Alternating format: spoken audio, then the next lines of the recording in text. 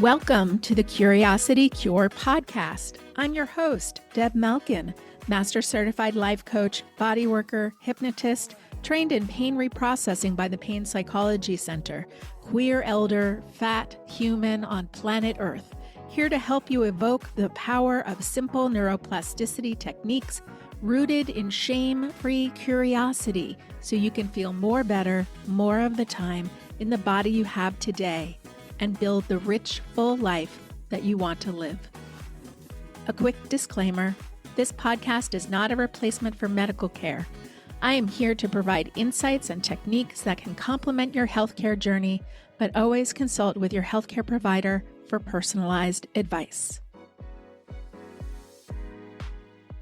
Hello, my feelers and healers. It's Deb with the Curiosity Cure podcast, and I am so happy that you're here with me. Today, don't know what I'm going to talk about. Maybe I am talking about my obsession with the New York City Marathon, knowing that I am not a runner and I will probably never run a marathon and probably will never walk a marathon or enter a marathon. I have no marathon ambitions, but here is what I love about the marathon. It is a collective, embodied experience. And there are times where I have done activities that are like a marathon. I did a Avon breast cancer 3-day walk. I did that twice. I did a Kilimanjaro climb with 20 plus size women. And that was also a collective embodied activity. I like doing those retreats with Amber. If you listen to my podcast with Amber Carnes, we talked about empowered embodiment. So I like to be in spaces where people move together. And there's tension for me because I am not always a joiner and I like to be at home. I do a lot of movement at home. I do a lot of things that are solo. And also I yearn to be with other people, but not every movement space feels comfortable for me. So I say all of this and I have those desires, and also there's tension and complexity for me.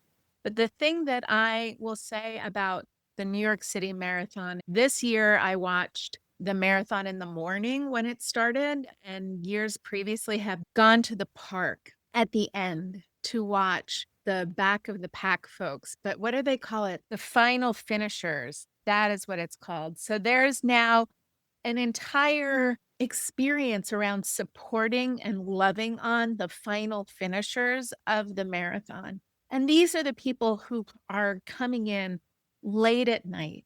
It's the finish line after dark. That's also what they call it. And what I'm really loving is that they're creating this special experience so that the final finishers are getting to be celebrated for this exciting and ambitious feat of running a marathon. Everybody's got their own challenge, their own stretch, whether it's emotionally or physically, whatever it is. What I love about this is that there's like an entire ethos of celebration. And now I know it used to not be this way. I think people had to fight really hard for the finish line to still be up, for people to still be caring about the people who are in the back. And there's probably somebody who can tell the story of this. I follow some cool running influencers, Martinus and Latoya, Shauntay Snell.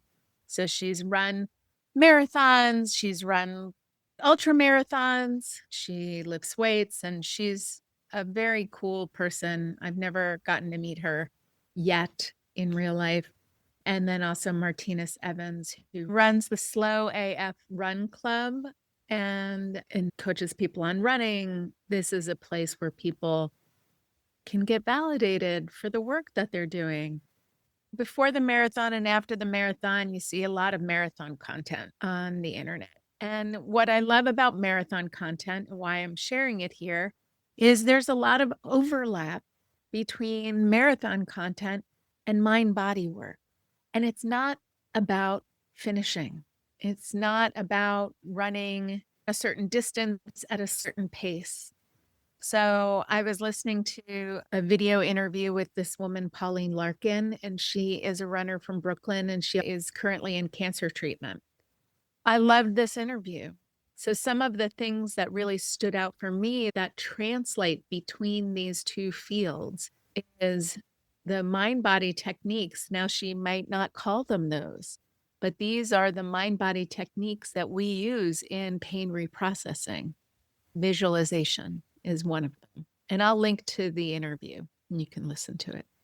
But she says she is constantly visualizing what it's going to be like to go over the finish line. So one, she's training her brain that she will be going over the finish line. And she's just visualizing and repeating that experience over and over for her brain. I talk about being active as a big part of her cancer treatment. And she talks about that chemo caused such bad bone pain. She felt like she had little gremlins jumping all over her bones. And she would just talk to them and say, okay, I'm going to take you out for a run. That was the start of working with the chemo and the cancer as opposed to working against it. So I'm going to say that again. She talked to her pain and she said, I'm going to bring you along with the activity that we're going to do. She took the approach of working with her body and not against it. And the last part that I loved in this interview, the interviewer asked if there was a quote or a motto that she lives by. It says, run the mile that you're in with the body that you have. There's such beautiful acceptance in that. It's not wait until you feel better and then run a mile, or lose a bunch of weight and then run, or get a different body and then do an activity. No, it is run the mile that you're in with the body that you have. And so to translate that into somebody else's life, it might be walk the walk that you're in with the body that you have. Walk up and down the stairs with the body that you have. Get onto the floor and get up from the floor with the body that you have. It's about how to approach an activity. And there's such clarity in that motto because the body that you have, for runners, they are used to, especially for people who are running a marathon, they are very used to their body being variable throughout that whole 26.2 miles. They're going to have moments where they're feeling some pain and distress. They're going to have moments when they're feeling really great, that they're not expecting to have the same experience the entire time. There's a lot of overlap for me in looking at the marathon and also just the audaciousness of having a goal and pursuing something. I was watching a video and I sent it to a friend, and it was, friends don't let friends goal alone. That was a very cool quote because it's not friends don't let friends go alone. It is friends don't let friends goal alone. GOAL. And there's something powerful about inviting people into the experience that you're having. So whether that's inviting them in to taking a walk with you, I've been doing this around my book, inviting people in to the goal of writing and creating this book, and doing it in a way that's causing me to come to my edges of feeling shame, feeling overwhelmed, feeling confused, feeling not clear, feeling excited, like having the full range of human emotional experiences, and inviting people in to be my witness, be my collaborators, be my partners in this, and also offering that to other people, offering that to other people in their own journeys, in their own creative projects. And it's helping me feel so much more connected with what is essentially a kind of solo activity. there's kind of an invitation in this conversation that I am issuing to you, which is to look at how can you step out of your experience and take some of these ideas that Pauline was sharing and apply them to your life. So looking at visualizing what it's like to do the activity that you want to be doing, working with the discomfort that you're feeling, and inviting that experience into your life, not using it as a stop.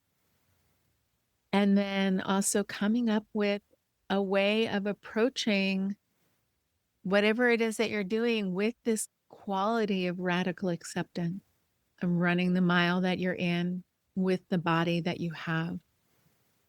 I'm getting ready for surgery and I am definitely nervous. And there's this quality of acceptance that I'm really stepping into, not even working on embracing, because it's kind of hard to work on something around acceptance. Acceptance is like the opposite of work. It's this letting go. So as I am approaching having surgery, I am letting go and stepping into this unknown. There is a little bit of fear that comes with that. And then I just am meeting that fear. A skill that I like to do, besides doing somatic tracking with my sensations. So if I'm feeling anxious, doing some somatic tracking or leaning into positive sensations, right? So any of these mind body tools can be used for difficult emotions. One of the things that I'm doing as well is an activity called the drop through. And the drop through, which I'm pretty sure I've spoken about on this podcast before, is just, it's a metaphorical visualization of dropping through any particular emotion. So if I'm feeling nervous about surgery, the first thing I'm doing is conjuring the image, whatever the first image is that comes to my mind. So that could be, it's almost like a medical procedural show. So I'm imagining being wheeled into an operating room. I don't even know if I will be wheeled into an operating room or not, because the only other time I had surgery, I walked into the operating room.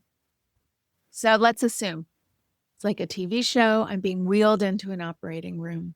So I'm imagining that feeling and then dropping through the center of it, as if it was a pool or something permeable. And then what's underneath that? And then what's underneath that? And then what's underneath that?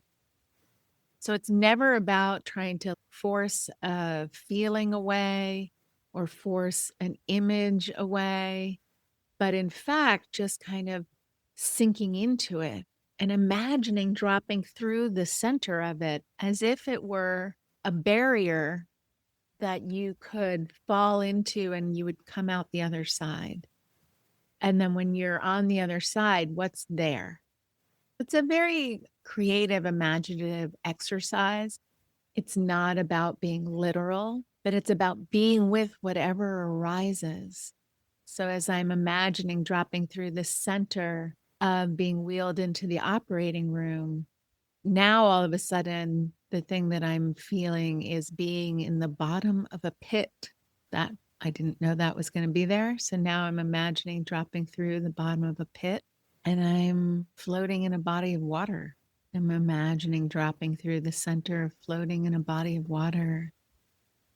And I'm feeling the warmth of the sun. There's almost no image there. There's just a feeling that I'm having. And as I imagine dropping through the center of that feeling, of dropping through the center of feeling the warmth of the sun, I'm now floating on a cloud. And as I imagine dropping through the feeling of floating on a cloud, I feel dispersed through the atmosphere. I'm very kind of one with everything. And that's just that one journey. What I like about this activity is that it presupposes that there is another feeling that you can access underneath the feeling that often is the one that we're like, "Ooh, I don't like that feeling." This is a creative and non-directive way to access another kind of feeling. Mine often end up with some kind of floaty quality to it, whether I'm floating in water or floating on a cloud. Like, I don't know. That's just where my brain likes to go. I think it just really enjoys that feeling, that experience of being suspended, of being held by some unseen force like gravity or water. Water's not unseen, but the properties of buoyancy feels almost spiritual. And some people might have spiritual experiences, might have experiences that help you feel connected to God or connected to source. Or maybe you're just like, oh, I'm really, really practical, and you can just cycle through a bunch of different experiences. There's no wrong answer, but it can be a playful way of engaging. And what it does is it will snap me out of an experience that I'm in resistance with. And as soon as I'm moved beyond resistance, I get to see everything else that's there. So I have a feeling I'm going to be playing this game on my way into surgery. Maybe another activity I'll do is shifting into peripheral vision and expanding my vision. So if I'm noticing that my vision is narrowing because I'm having a fear response, well, the opposite to signal to my brain and my body that I'm safe is to expand my vision.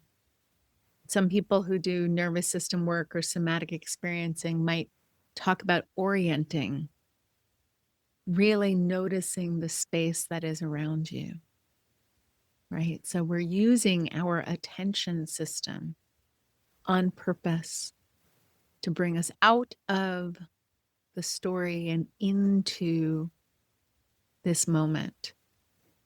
So I've been noticing that I'm definitely in a more liminal space because of this upcoming surgery. Like, I haven't scheduled a lot of things for after surgery.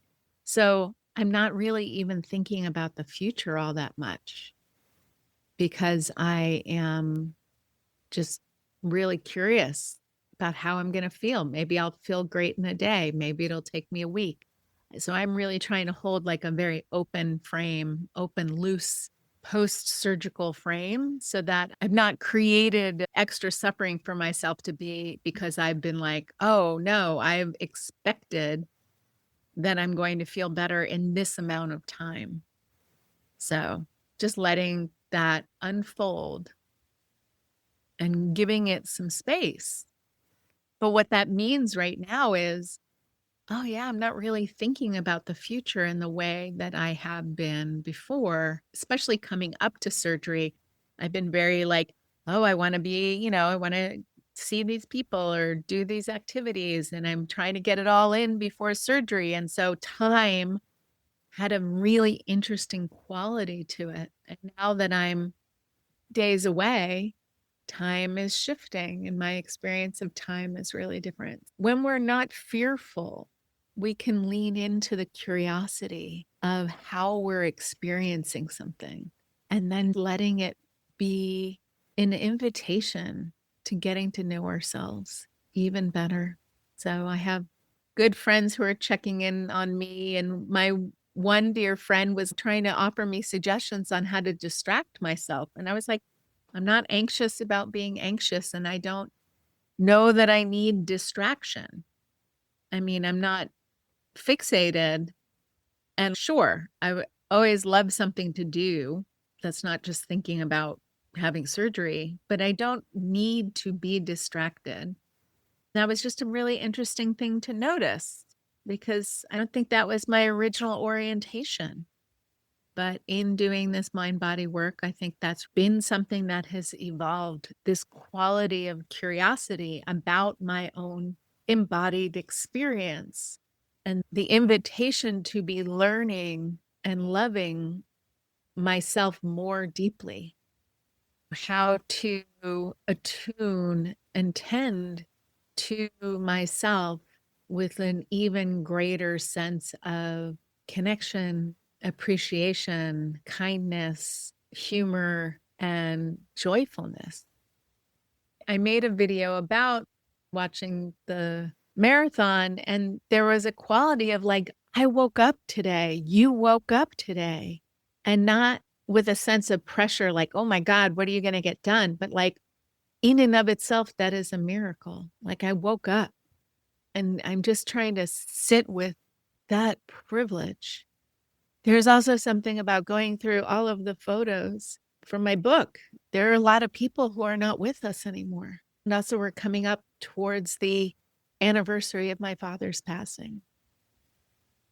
So that kind of finality of life experience is very present for me.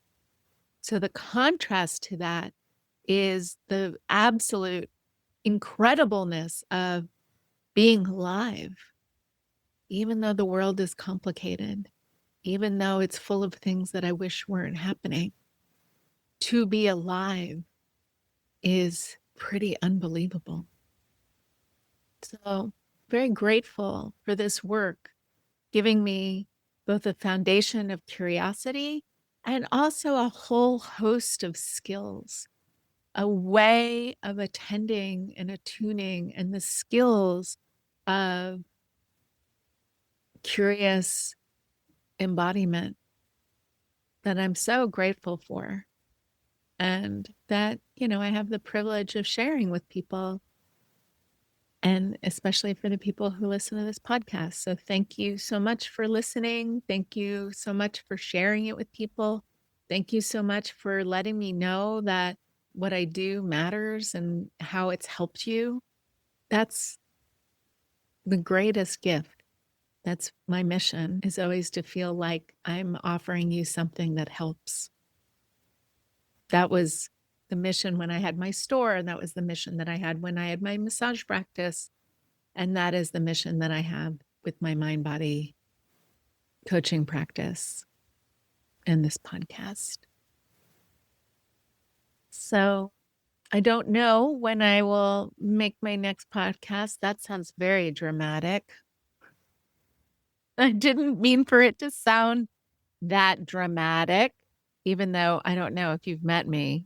I am a little dramatic, but I just mean it to say, like, I'm just letting it unfold. So I'm sure at some point I will come back. I will tell you I'm fine. You can always follow me on Instagram, and I'm sure I'll be posting on there. And I'll get to tell you what the experience was of having surgery and recovering. And I'm walking into the mindset and visualizing a very mundane surgery. That's really what I've been saying to people, is like, yes, I'm nervous, but also my expectation is that this is going to be very boring and mundane, that it's going to be a very average, unremarkable experience. And that's what I'm visualizing, the absolute nothing burger of this surgery and recovery. And it's the absence of over planning or coming up with, all the possible scenarios. I'm in good hands. I trust my doctor and my surgeon. I have a lot of skillful people out there, and, my job is just to be the patient. So I'm going to follow the rules of what they're recommending, and I'm just going to get some good sleep, and I'm going to show up, and we're just going to see what happens. And then I'll come back and I'll tell you all about it. Please go listen to Pauline's interview and find out for you, like, where might her words resonate with you? How would you like to take them into your life? You don't need to be running a marathon. You don't need to be having surgery. You don't need to be going through chemo.